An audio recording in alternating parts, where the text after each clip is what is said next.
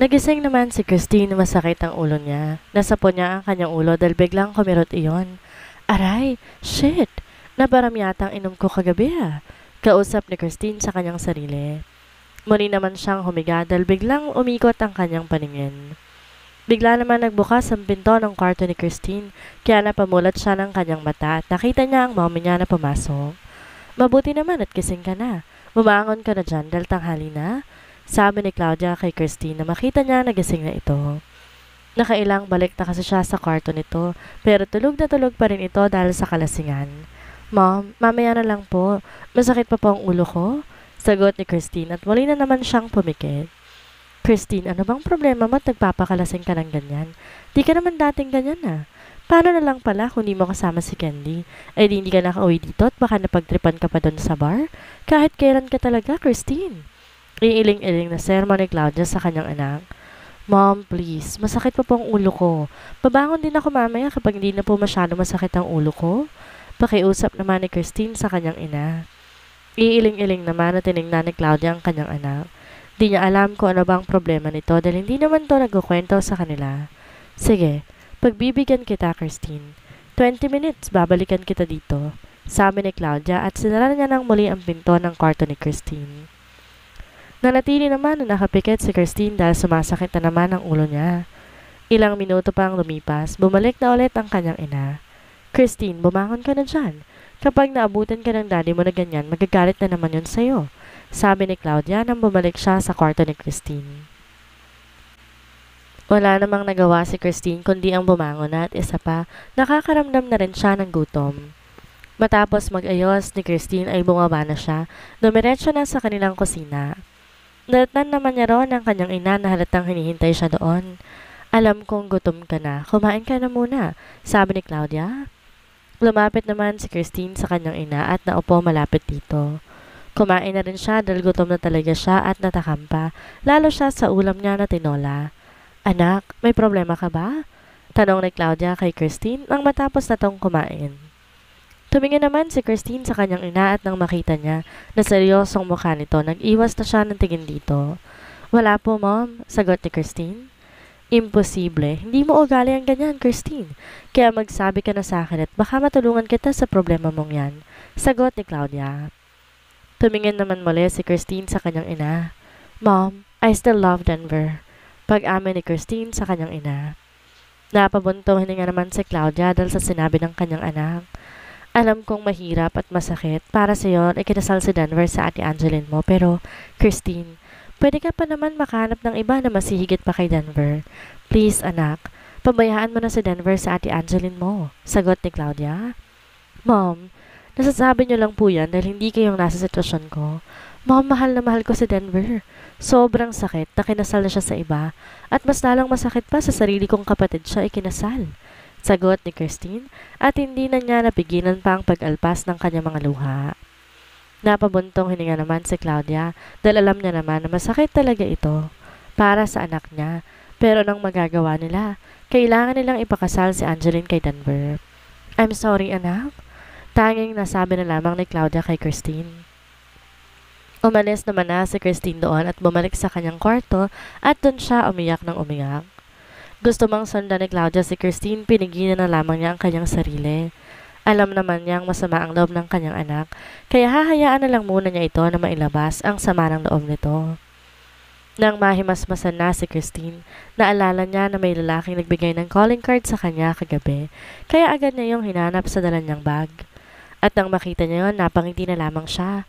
Paulo Mendez. Basa ni Christine sa pangalan na nakasulat sa calling card. Napangisi na lamang siya na maisip niya na pwede niya tong tawagan kapag kailangan niya na makakasama, kaya't sinave na niya ang number nito sa kanyang cellphone. Nakita naman niya ang number ni Denver kaya't i-denial na niya ito. Nakailang dial pa siya, di pa rin sinasagot ni Denver ang kanyang tawag. Napakurot na lamang ang noon niya dahil hindi naman ganito dati si Denver sa kanya, kaya pinadalhan na lamang niya ito ng message. Kapag hindi mo pa sinagot ang tawag ko, pupunta ako sa bahay niyo ni Ate Angeline, sabi ni Christine sa kanyang mensahe. Maya-maya, denial niya na ulit ang number ni Denver at napangiti siya nang sinagot na nito ang kanyang tawag. Finally, sinagot mo rin ang tawag ko. Bakit pa kasi hindi mo sinasagot ang tawag ko? sabi ni Christine kay Denver. Rinig naman ni Christine ang pagbuntong hininga ni Denver mula sa kabilang linya. Christine, busy ako. Marami akong ginagawa ngayon kaya please lang intindihin mo naman ako. Sagot ni Denver na totoong naiinis na. Palagi ka na lang busy, Denver. Wala ka ng oras sa akin, di ka naman dating ganyan na. Inis na sagot ni Christine kay Denver. Iba noon, Christine, at iba na rin ngayon. Christine, alam mo naman ang sitwasyon ko ngayon, di ba? Inis na rin na sagot ni Denver dito. Magkita tayo. Gusto ko ang personal natin pag-usapan yan, sagot ni Christine. Christine, hindi nga. Naputol ang sasabihin ni Denver nang magsalita ulit si Christine. Makikipagkita ka? O sasabihin ko sa mommy mo na may relasyon pa rin tayo? Pagpuputol ni Christine sa pagsasalita ni Denver. Napabuntong hininga na lamang si Denver at pinagbigyan na lamang niya si Christine dahil maganda rin naman siguro to na makapag-usap sila ng maayos na dalawa. Okay, fine. Mamaya tatawagan kita kapag tapos na ako sa mga ginagawa ko, sagot ni Denver at in-off na niya ang tawag. Napasabunot na lamang si Denver sa kanyang buhok dahil sa inis. Angeline, tapos ka na ba sa ginagawa mo? Tanong ni Denver kay Angeline na makapasok siya sa opisina nito. Malapit na ako matapos, Denver. Saglit na lang to, sagot ni Angeline habang nanatiling nakatitig siya sa kanyang laptop. Umupo naman na muna si Denver sa sofa na nasa opisina ni Angeline. Napatitig naman si Denver kay Angeline. Hindi naman siya napapansin nito.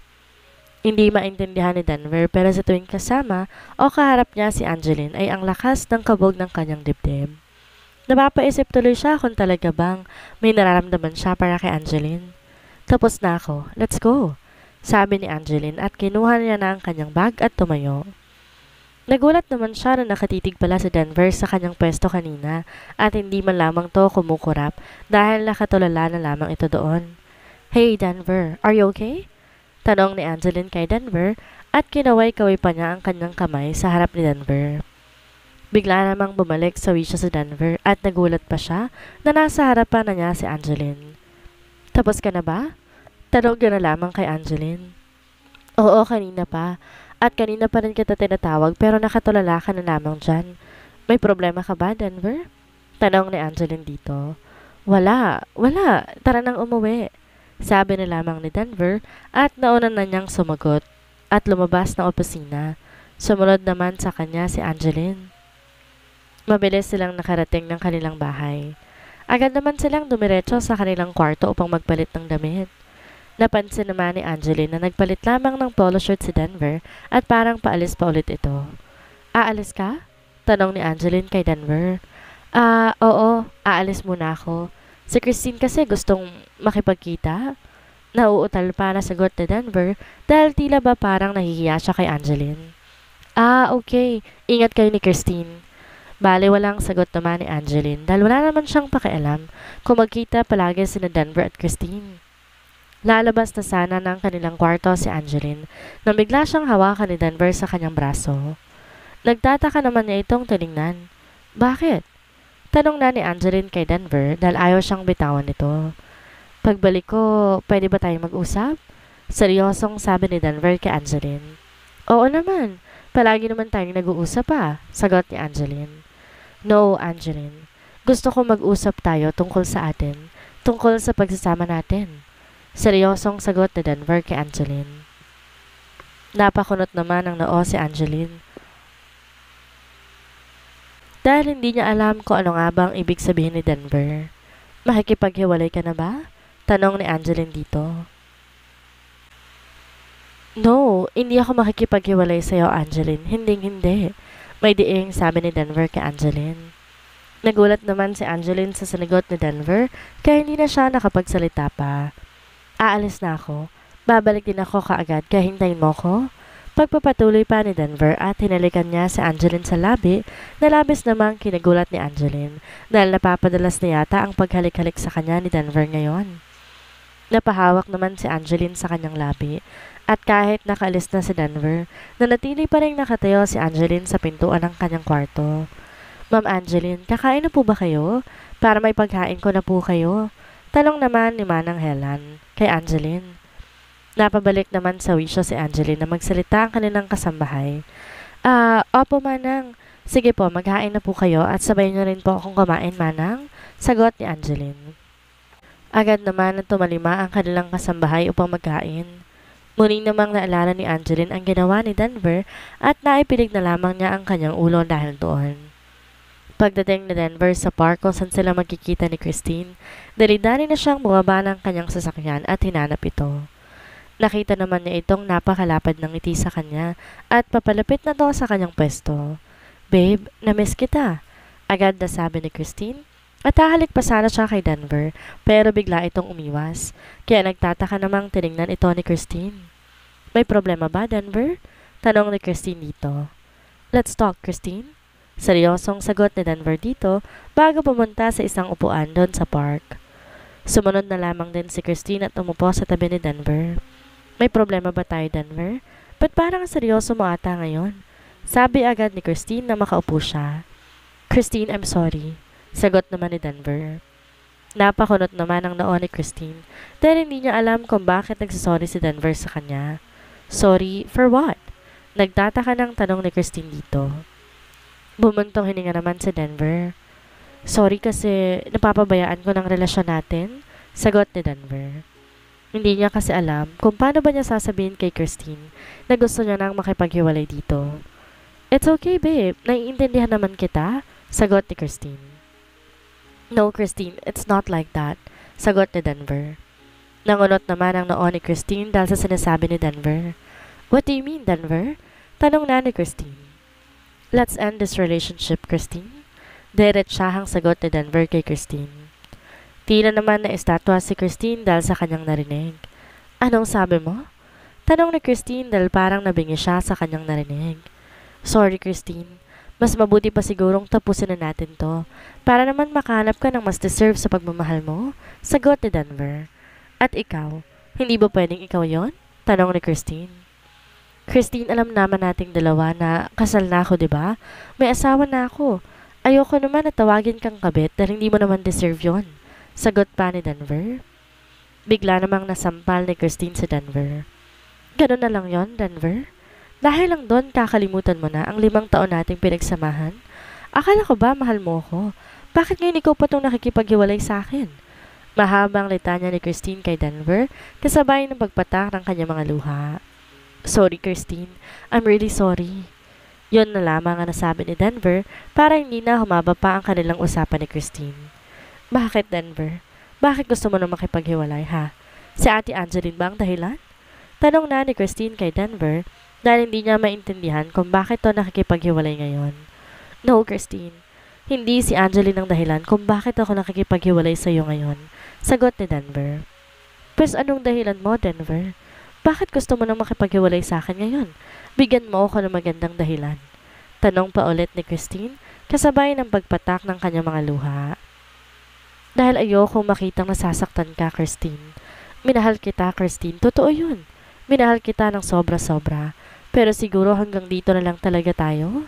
Mas mabuti pang tapusin na natin to ngayon pa lang kaysa masaktan ka palalo," sagot ni Denver. "Yan ba talaga ang dahilan mo, Denver? O meron pang iba? Nitong mga nakaraan, pansin ko ng panlalamig mo sa akin. Bakit, Denver? Bakit?" tanong pa ni Christine dito. "Totoo ang sinasabi ko, Christine.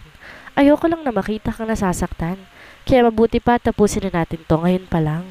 Alam ko makakahanap ka pa ng ibang lalaking mamahalin ka, higit sa pagmamahal na binigay ko sa'yo," sagot ni Denver.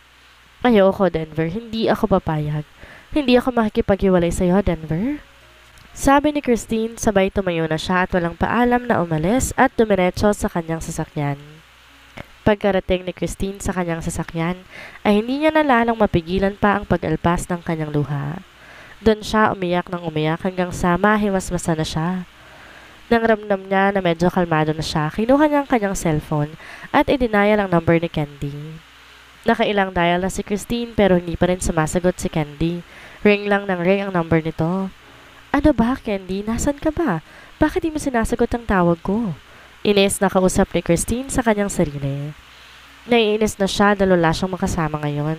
Tanging si Candy lang nakakasama niya palagi sa mga panahong kailangan niya ng kasama dahil ito lang ang matalik niyang kaibigan.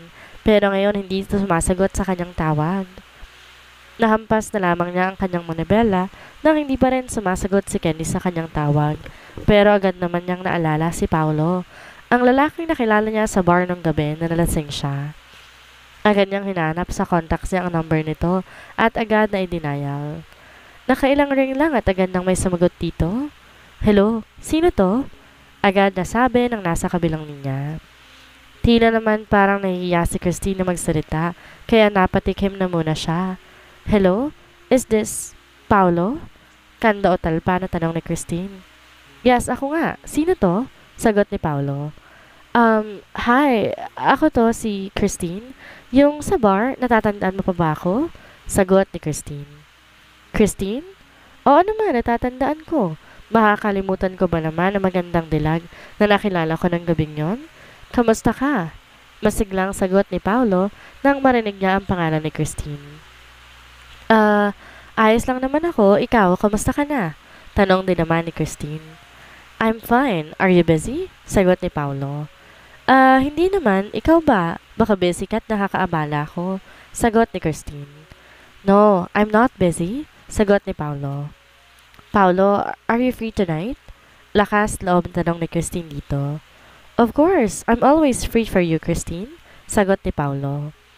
Nagulat man sa sinagot ni Paolo, tinuloy na lamang niya ang pagyaya dito. Tara, bar tonight, libre ko. Sagot ni Christine. Sure, sabi mo yan ha, libre mo. Hindi ka nihihindian. Sagot ni Paolo na malapad na ang ngiti. Sige, kita na lang tayo mamaya. Sagot naman ni Christine bago niya in-off ang tawag. Ngiti-ngiti naman si Paolo dahil makikita na naman niya ulit si Christine ngayong gabi. Nung gabi kasi na nakita niya si Christine sa bar, tila ba na love at first sight siya rito. Ayaw niya sana tong pakawalan ng gabing yon, kaso may kasama to na akala mo ay Amazona sa tapang. Si Paolo murani naman sa mayaman na pamilya. Pagmamayari nito ang bar na pinuntahan ni na Christine, kaya niya nakita ang dalaga doon madalas kasi nandun talaga siya para tignan ang mga kaganapan sa loob ng kanyang bar. Pagkatapos ang tawag ni Christine ay agad na lang tinapos sa mga ginagawa niya para makapunta na siya sa bar at makipagkita kay Christine. Excited na siyang makitang muli ang dalaga. Nang umalis naman si Christine, naiwan na mag-isa si Denver doon. Hinayaan na lamang niya si Christine na umalis. Nagigilty din naman kasi siya. Totoo naman na minahal niya si Christine ng sobra-sobra noon, pero hindi niya kasi maintindihan ang sarili niya ngayon dahil parang nawala na ang dati niyang nararamdaman para kay Christine. Parang di na siya sabik na makita ito. Alam niyang masyado na siyang naging unfair kay Christine dahil sa ginawa niya. Pero totoo rin naman talaga ang sinabi niya na baka mas lalong masaktan pa ito kung patatagalin pa nila ang kanilang relasyon. Ngayong kasal na siya. Napabuga na lamang siya ng hangin sa kanyang bibig dahil sa kanyang mga iniisip bago siya nagpasya na umuwi na lamang para si Angeline naman ang kanyang kausapin. Pagkarating niya sa kanilang bahay, agad niyang hinanap si Angeline. Manang si Angeline po, nasaan? Tanong ni Denver sa kanilang kasambahay nang hindi niya makita si Angeline. Ay baka po nasa garden. Kanina po nakaupo lang siya dyan sa may pool pagkatapos namin kumain. Sagot ni Manang Helen. Sige po, salamat po. Sagot ni Denver at agad na siyang pumunta sa kanilang garden. Pagdating niya sa garden, agad niyang nakita si Angeline doon. Busy kakatingin sa mga bulaklak. Angeline! Tawag na niya kay Angeline. Dahil hindi pa rin siya napapansin ito. Agad namang napalingon si Angeline dito. Denver, ang bilis mo naman nakauwi. Sabi naman ni Angeline. Nilapitan naman ni Denver si Angeline saka siya humalik sa labi nito. Nagulat naman si Angeline sa ginawa ni Denver dahil napapadalas na yata ang paghalik-halik nito sa kanya. Oo, saglit lang naman kami nag-usap ni Christine. Seryosong sagot ni Denver. May problema ba? Ang seryoso mo yata ngayon. Tanong na ni Angeline dahil seryosong mukha ni Denver. Can we talk, Angeline? At napatitig siya kay Denver. Bakit? Okay naman tayo ah. Tanong ni Angeline dahil itong mga nakarang araw pa niya napapansin ang kakaibang kinikilo si Denver dahil nagiging sweet at maalalahanin na rin ito sa kanya. Magsasalita na sana si Denver nang makarinig sila ng sunod-sunod na bosina mula sa labas ng kanilang bahay, kaya naman napalingon silang dalawa doon. Kita naman mula sa kanilang pwesto ang pagpasok ng sasakyan ng ina ni Denver. Nagkatinginan pa silang dalawa bago nagpasyang lumapit doon. Hi ma'am, napasyal po yata kayo, sabi ni Denver at tumalik na siya sa pisngi ng kanyang ina. Hi ma'am, bati rin ni Angeline dito kaya't siya naman ang humalik sa pisngi ng ginang. Wala lang, namiss ko lang kayo kaya nandito ako. Di naman kasi kayo napapasyal sa bahay kaya ako na lang ang pumunta dito, sagot ni Diana. Sorry po ma'am, nagkasakit po kasi ako kaya hindi na po kami nakapasyal sa inyo. Si Angeline na ang sumagot sa ina ni Denver. Gulat naman na napatingin si Diana dito. Nagkasakit ka? Bakit? Ano nangyari? Bakit niyo sinabi sa akin para naman napuntahan kita dito, iha? Sunod-sunod na tanong ni Diana dito. Masyado lang po siyang napagod, ma'am, kaya po nagkasakit si Angeline. Pero okay naman na po siya. Inaalagaan ko naman po siya nung may sakit siya. Si Denver na ang sumagot sa kanyang ina. Mabuti naman at inaalagaan mong asawa mo. Dahil kung pinabayaan mo si Angeline talagang tatamain ka sa aking bata ka, sabi ni Diana kay Denver. Kumamot-kamot naman sa ulo si Denver dahil sa sinabi ng kanyang ina. Mom, hindi ko naman po pababayaan si Angeline, sagot ni Denver. Dapat lang, sagot ni Diana. Kamusta ka naman, iha? Ayos na ba ang pakiramdam mo? Baling ni Diana kay Angeline. Opo, okay na po ako. Nakapasok na nga po ako sa trabaho kanina sagot ni Angeline. What? Bakit ka pumasok agad sa trabaho, iha? Kaya ka namang buhayin ni Denver kaya hindi mo na kailangan pa na magtrabaho. Gulat na sabi ni Diana. Okay naman na po ako, mom. Kaya ko na po at isa pa, kailangan pa po ako ni daddy sa kumpanya, sagot ni Angeline. Bakit yung kapatid mo hindi magtrabaho sa kumpanya ninyo para naman may pakinabang siya? Ines na sabi ni Diana. Sanay naman na si Angeline kay Diana dahil alam niyang ayaw nito sa kapatid niya na si Christine. Mom, tama na po yan. Tara na lamang po sa loob at kumain na po muna tayo. Pag-iiba ni Denver sa usapan dahil alam niyang may inis na naman ang mommy niya dahil sa napunta na naman kay Christine ang usapan.